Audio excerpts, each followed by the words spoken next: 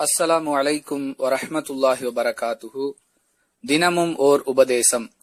ஒருவருக்கு 2 மனைவிகள் இருந்து அவ்விருவருக்கும் மத்தியில் அவர் நீதமாக நடக்கவில்லை என்றால் மறுமையில் அவருடைய ஒரு தோள் புஜம் சாய்ந்தவராக வருவார் என்று ரசூலுல்லாஹி ஸல்லல்லாஹு அலைஹி வஸல்லம் அவர்கள் கூறினார்கள். அறிவிப்பவர் அபூ ஹுரைரா ரலியல்லாஹு அன்ஹு. நூல் திர்மிதி, ஹதீஸ் எண் 1060. அன்பிற்குரிய அல்லாஹுவின் நல்லடியார்களே, இஸ்லாத்தை பற்றியும் இஸ்லாமியர்களை பற்றியும் முழுமையாக தெரிந்து கொள்ளாமல் இஸ்லாத்திற்கும் இஸ்லாமியர்களுக்கும் எதிரான எதிர்கருத்துக்களை பரப்பக்கூடியவர்கள் சொல்லக்கூடிய எதிர்வாதங்களுள் ஒன்று, முஸ்லிம்கள் பலதார மணம் செய்கிறார்கள், ஒன்றுக்கும் மேற்பட்ட மனைவியர்களை திருமணம் செய்து கொண்டு ஒருவனுக்கு ஒருத்தி என்கிற கலாச்சாரத்திற்கு எதிரான ஒரு பண்பாட்டை அவர்கள் நடைமுறைப்படுத்துகிறார்கள் என்ற கருத்தும் தொடர்ந்து சொல்லப்பட்டு கொண்டிருக்கிறது. அன்பிற்குரியவர்களே, இஸ்லாத்தை பொறுத்தவரை ஒவ்வொருவரும் ஒன்றுக்கு மேற்பட்ட மனைவியரை திருமணம் செய்தே ஆக வேண்டும் என்று கட்டளையிடக்கூடிய மார்க்கம் அல்ல. ஒருவருக்கு தேவை இருந்து தேவைக்காக திருமணம் செய்பவராக இருந்தாலும் தமது மனைவியர்களுக்கு மத்தியில் நீதமாக நடக்க முடியும் என்ற சூழல் இருந்தால் மட்டுமே அவர் ஒன்றுக்கு மேற்பட்ட திருமணங்களை செய்ய வேண்டும் என்று இஸ்லாம் கட்டளையிடுகிறது.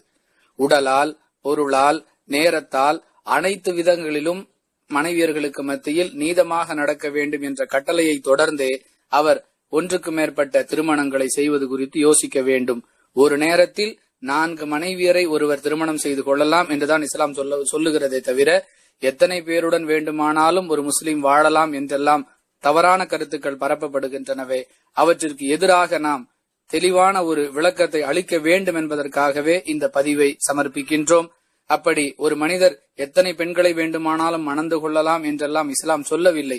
மாறாக ஒரு நேரத்தில் ஒருவர் 4 பெண்களை மணந்து கொள்ளலாம், அவர்களுக்கு மத்தியில் நீதி பரிபாலனம் செய்யக்கூடியவராக அவர் இருக்க வேண்டும் என்கிற கட்டளை இஸ்லாம் சொல்லுகிறது.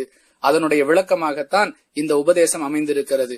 அவ்வாறு அவர் நீதியாக நடக்கவில்லை என்றால் மறுமை நாளில் இறைவனுடைய சன்னிதானத்தில் விசாரிக்கப்படும் பொழுது ஒரு தோள் புஜம் சாய்ந்தவராக வருவார். அதை கொண்டே மக்களுக்கு அவர் அடையாளம் காட்டப்படுவார். அதாவது இவர் மனைவியருக்கு மத்தியில் நீதமாக நடக்காதவர் என்கிற அவருடைய அந்த இழிநிலை அங்கே எடுத்து காட்டப்படும் என்பதைத்தான் ரசூலுல்லாஹி ஸல்லல்லாஹு அலைஹி வஸல்லம் அவர்கள் விளக்குகிறார்கள். இப்படி நீதி பரிபாலனம் செய்யக்கூடிய திறன் உள்ளவர்கள் மட்டுமே ஒன்றுக்கு மேற்பட்ட, அதாவது இஸ்லாம் அனுமதித்த வகையிலான 4 பேரை திருமணம் செய்து கொள்ளக்கூடிய அந்த நிலைக்கு அவர் முடிவெடுக்கக்கூடியவராக தன்னை ஆக்கிக் கொள்ள வேண்டும்.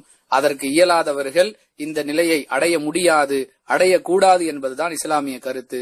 வாஹிரு தவானான் அல்ஹம்துலில்லாஹி ரப்பில் ஆலமீன். அஸ்ஸலாமு அலைக்கும் வரஹ்மத்துல்லாஹி வபரகாத்துஹு.